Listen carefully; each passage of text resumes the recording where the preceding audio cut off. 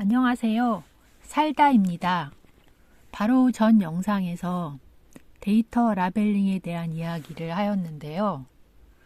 바로 전 영상이라고 하니까 얼마 지나지 않은 느낌이 들지만 그 이후로 시간이 많이 지났죠.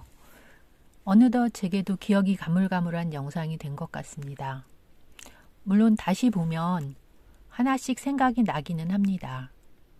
결론을 이야기하자면 저는 지금 데이터 라벨러로 일을 하고 있지는 않습니다. 지금뿐만 아니라 한 번도 그 일을 해본 적이 없습니다.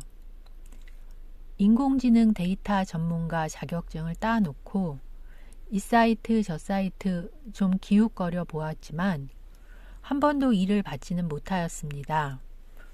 업무를 받기 위해 많다면 많이 노력을 해보았는데요. 최종 테스트에는 모두 떨어졌답니다. 이런 이야기를 하고 있으니 좀 슬프네요. 눈물이 또르륵.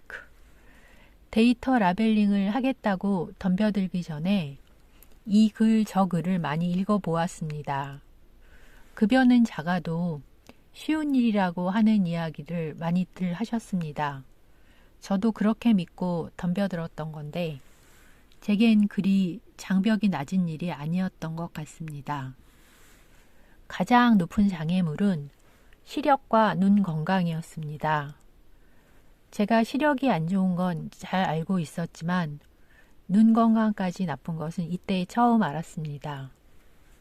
데이터 라벨링에는 이미지를 정확히 구별해야 하는 작업들이 많았는데 눈이 너무 아파서 제겐 역부족인 업무였던 것 같습니다.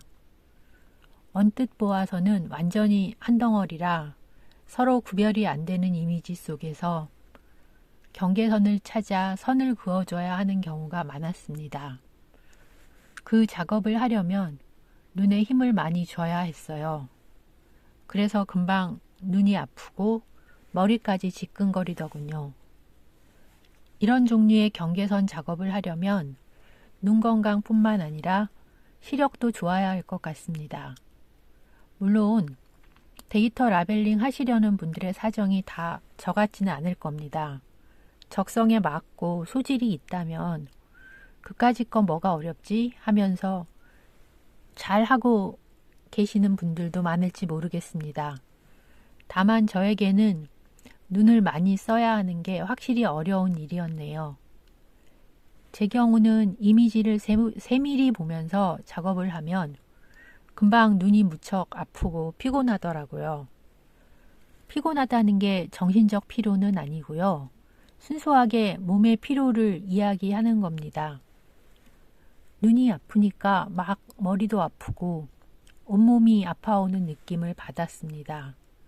지금 다시 생각해봐도 다시 온몸이 피로해지는 것 같은 느낌이 밀려오네요. 그리하여 데이터 라벨링은 포기하고 말았습니다.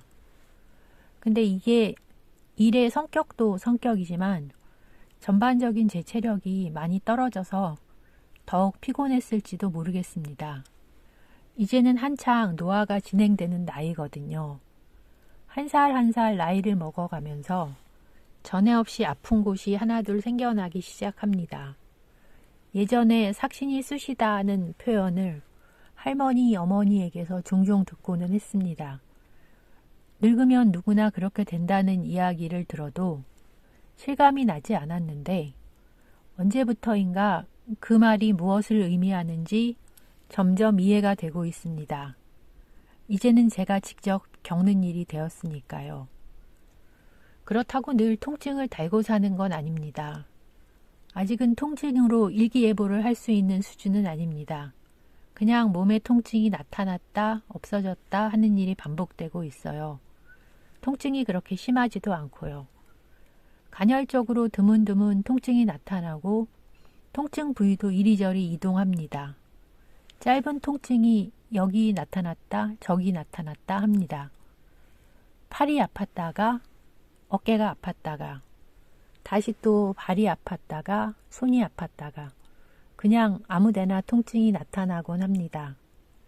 이런 현상이 점점 진행되면 언젠가는 애미야 빨래 걷어라 비 오겠다 하는 할머니들 방식의 일기예보가 곧 저의 현실이 될지도 모르겠습니다.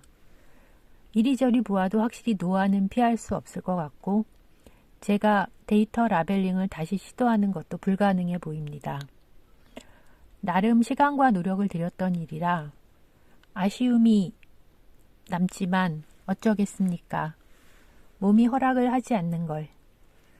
아쉬움은 한순간 함께 날려보내고 하루하루 할 수 있는 일들을 챙겨야겠지요. 겨울 날씨가 봄처럼 포근합니다. 우리 모두 건강관리 잘합시다.